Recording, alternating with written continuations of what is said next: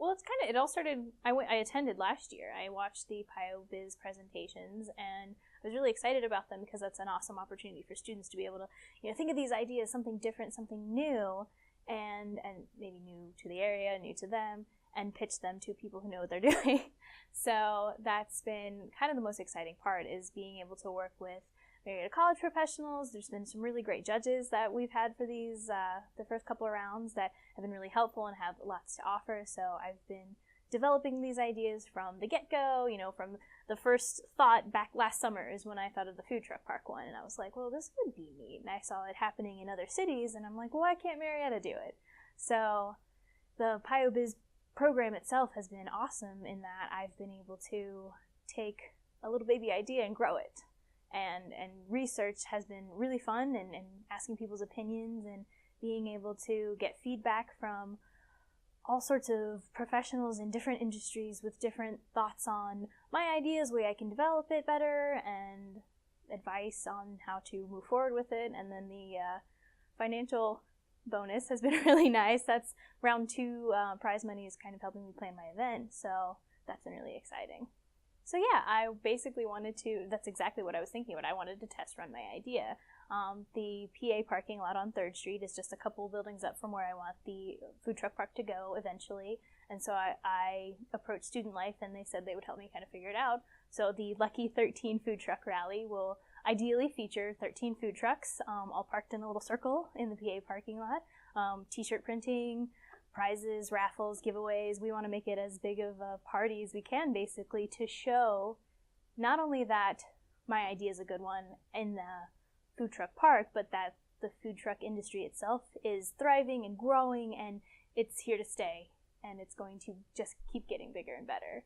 So the event itself is coming along pretty well. I've got a bunch of, I sent out like 65 applications, and a whole bunch have come back in. I think the deadline's this weekend, so I'm going to sift through all of those and see who's coming and start putting that out there and advertising for it. So I'm really excited. I've got a Korean barbecue place. I've got a Greek lady. I've got all sorts of crazy food trucks from as far away as Pittsburgh that have applied. So I'm excited to bring those to the Mid-Ohio Valley and see what people think of them. Actually, growing up, I felt quite the opposite. My family owns a bowling alley in the area, and I told myself I'd never own a business because I saw the long hours and I saw the ridiculous amounts of work, and I was like, no thank you. I'm going to get a nice 9-to-5 job, and I'm going to go home at 5 o'clock, and I'm going to leave my work in the office. And then as I started to get older, I worked in that business, and I worked with downtown businesses, and I started to really get a sense for what small business and what entrepreneurship meant to a community.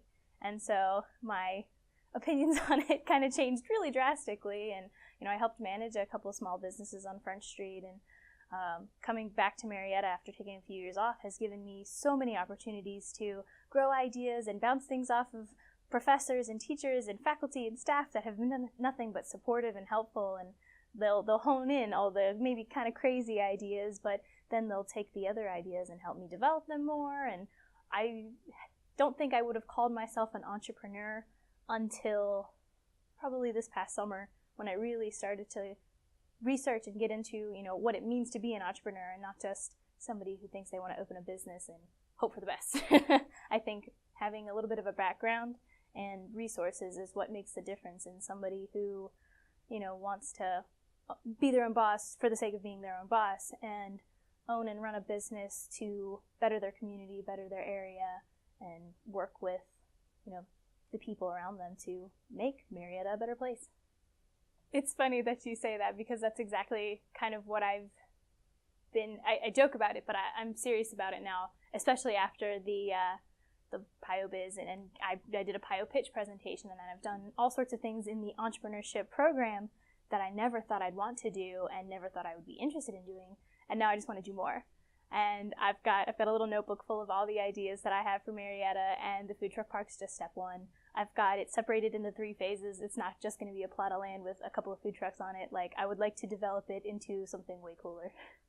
Definitely, yeah. I grew up in the area, and just even in the past 5 years, it's blown up with all sorts of amazing things and new businesses and new ideas and new people and things that are just getting better. And I think that, there's a growing younger population that is ready for new things. And so I'm ready to give them new things, hopefully. Well, definitely, I mean, it's hopefully going to be the first step into acquiring the property and getting the food truck park itself up and running, which, like I said before, has a couple different phases, so that will just keep growing itself. And then the connections, the people that I've met already and the people that I know I continue to meet in this program have just been priceless. That $10,000 will be great, hopefully, when it happens, but Dr. Corsani, all the judges that I've met, all the people that have given me a suggestion or an idea, or maybe don't look at this, maybe focus on this, have been invaluable to me and have encouraged me to keep thinking about these ideas and keep figuring out, what the next really awesome idea is that Marietta needs.